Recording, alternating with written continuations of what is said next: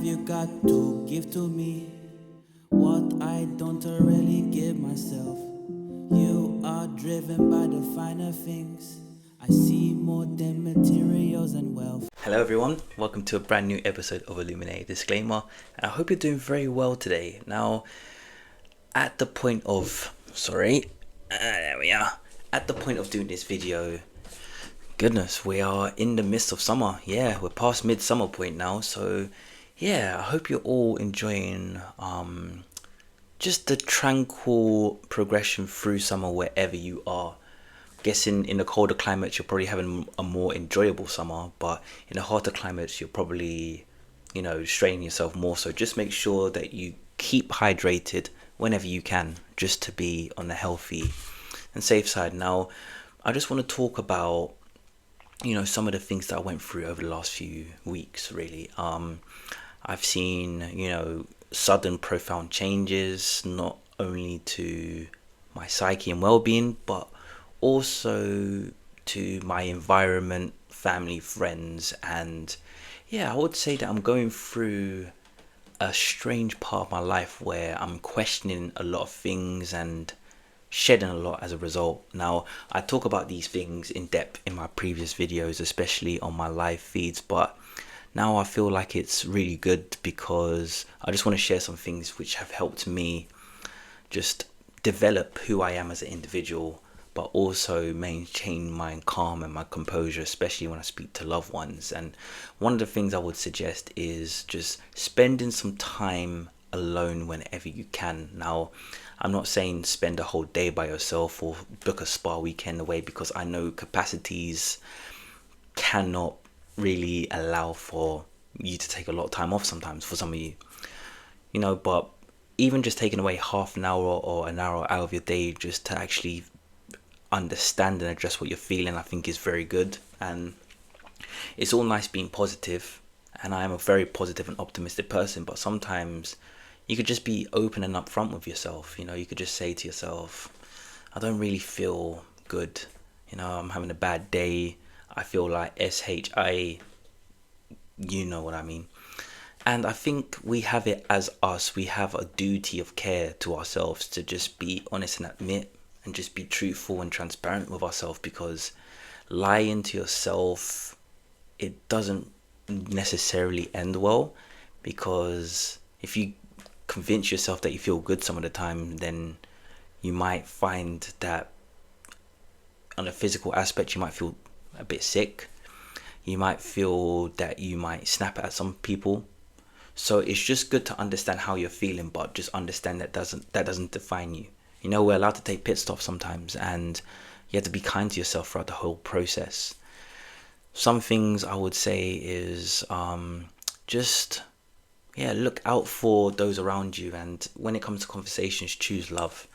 It's very hard to choose love sometimes because you might be battling some inner turmoil, and to me, what's the opposite of peace and love? It's fear and war, right?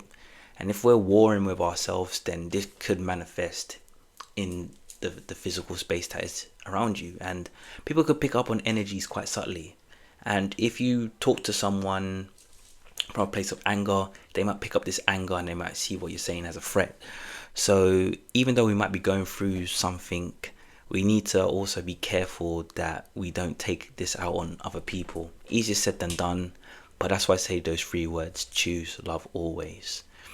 The final thing I would say is, if you're going through just like a hard time, and it's just trying to harbor a safe space within yourself. It's very hard and very difficult to do initially, but just having like a board or just a location where you could just write how you feel, what you want to do with your life, what you want to achieve, what makes you happy, what makes you sad, and just try to paint a picture in the 3rd dimensional plane of who you are as an individual. And from there, just saying, well, I want to change being sad, I want to be less angry, I want to be more happy, I want to be more confident, I want to have less anxiety, I want to be working at so and so in 3 years, I want to have this qualification in a year and a half.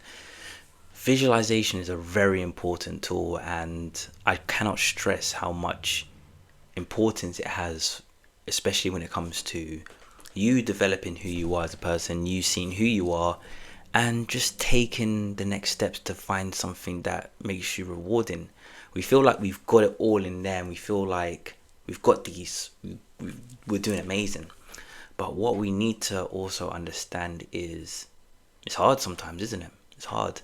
And we get bombarded with so much different information, so many articles, so many newspapers, so many conversations, so much social media, that the lot of things that we want to do, it just turns into procrastination, because literally we've just had literally up to here with all the information coming through us. So definitely bear that in mind, and just remember that we go through these things, and sometimes we count ourselves out and we don't feel like we're worthwhile. We don't feel good about ourselves. But ultimately, I would say the power does lie within. We just need to embrace that we have such strength and such power and such authority within, that even though negative things do happen in our lives, we just need to say that this is for the greater good, and things will start going our way, and one day it will happen on our terms. And now we just need to just ride the wave, so to speak, say our intentions, and just surrender to the path that we call life. But yes, this has been a new episode of Illuminate Disclaimer. I have been Sydney, and you have been amazing. But take care of yourselves, have a wonderful day, and please keep on finding ways to illuminate your path. Take care now.